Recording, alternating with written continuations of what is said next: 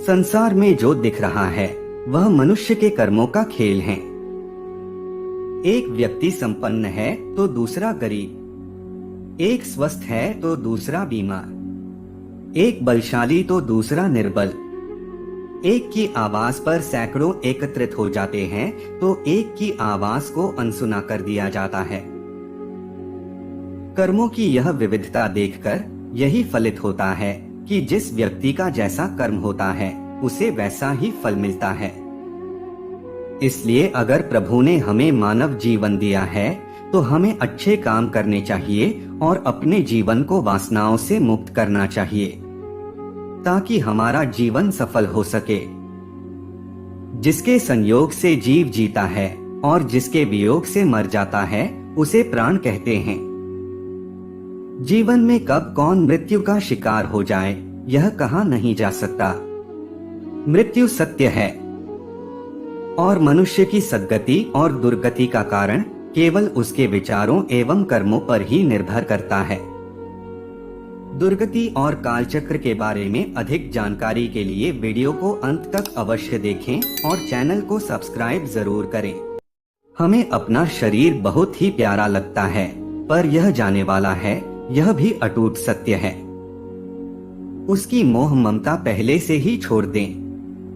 यदि पहले से नहीं छोड़ी तो बाद में बड़ी दुर्दशा होगी। भोगों में, रुपयों में और पदार्थों में आसक्ति रह गई, उनमें मन रह गया तो बड़ी दुर्दशा होगी। सांप, अजगर, भूत, प्रेत, पिशाच आदि न जाने क्या क्या बनना पड़ेगा। एक बाल ब्रह्मचारी विरक्त त्यागी संत थे। वे पैसा नहीं छूते थे और एकांत में भजन करते थे। एक भाई उनकी बहुत सेवा किया करता, रोजाना भोजन आदि पहुंचाया करता। एक बार किसी जरूरी काम से उसे दूसरे शहर जाना पड़ा तो उसने संत से कहा कि महाराज मैं तो जा रहा हूं। तो संत बोले कि भैया हमारी सेवा तुम्हारे अधीन नहीं है, तुम जाओ। उसने कहा कि महाराज पीछे न जाने कोई सेवा करे न करे, मैं 20 रुपए यहाँ सामने गाड़ देता हूँ, काम पड़े तो आप किसी से कह देना। बाबाजी नाना करते रहे पर वह तो 20 रुपए गाड़ ही गया। अब वह तो चला गया। पीछे बाबाजी बीमार पड़े और मर गए, मरकर भूत हो गए। अब वहां रात्रि में कोई रहे तो उसे खड़ाओं की खट खट खट आवाज सुनाई दे। लोग सोचें कि बात क्या है। जब वह भाई आया तो उसे कहा गया कि वहां रात को खड़ाओं की आवाज आती है, कोई भूत प्रेत है पर किसी को दुख नहीं देता। वह रात्रि में वहां रहा, उसे बड़ा दुख हुआ। उसने प्रार्थना की तो बाबाजी दिखे और बोले कि मरते वक्त तेरे रुपयों की तरफ मन चला गया था, अब इन्हें तू कहीं लगा दे तो मैं छुटकारा पा जाऊं। बाबाजी ने रुपयों को काम में भी नहीं लिया पर मेरे लिए रुपए पड़े हैं, इस भाव से ही यह दशा हो गई। अब वे रुपए वहां से निकालकर धार्मिक काम में लगाए गए, तब कहीं जाकर बाबाजी की गति हुई। ऐसे ही वृंदावन की एक घटना हमने सुनी थी।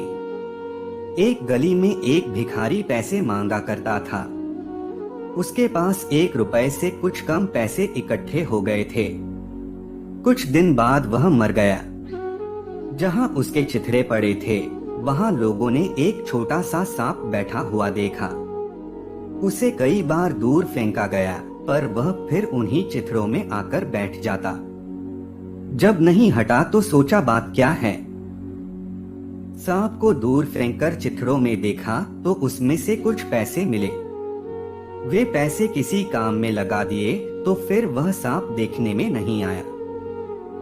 यह जो भीतर वासना रहती है यह बड़ी भयंकर होती है। वासना तब रहती है जब वस्तुओं में प्रियता होती है। जहां वस्तुओं की प्रियता या आकर्षण रहता है वहीं भगवान की प्रियता जागृत होनी चाहिए। भगवान श्री कृष्ण कहते हैं कि यदि आप लक्ष्य को प्राप्त करने में विफल रहते हैं तो अपनी रणनीति बदलें, लक्ष्य नहीं। इस जीवन में न कुछ खोता है न व्यर्थ होता है। जो इस लोक में अपने काम की सफलता की कामना रखते हैं वे देवताओं की प्रार्थना करें।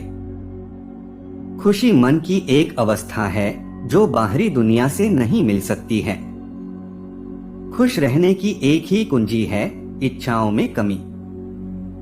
सर्वतः प्रणिपादम तत्सतोक्षिशिरोमुखम, अर्थात वह समय समय पर संसार में धर्म की पुनर्स्थापना के लिए सगुण रूप में अवतरित होता है।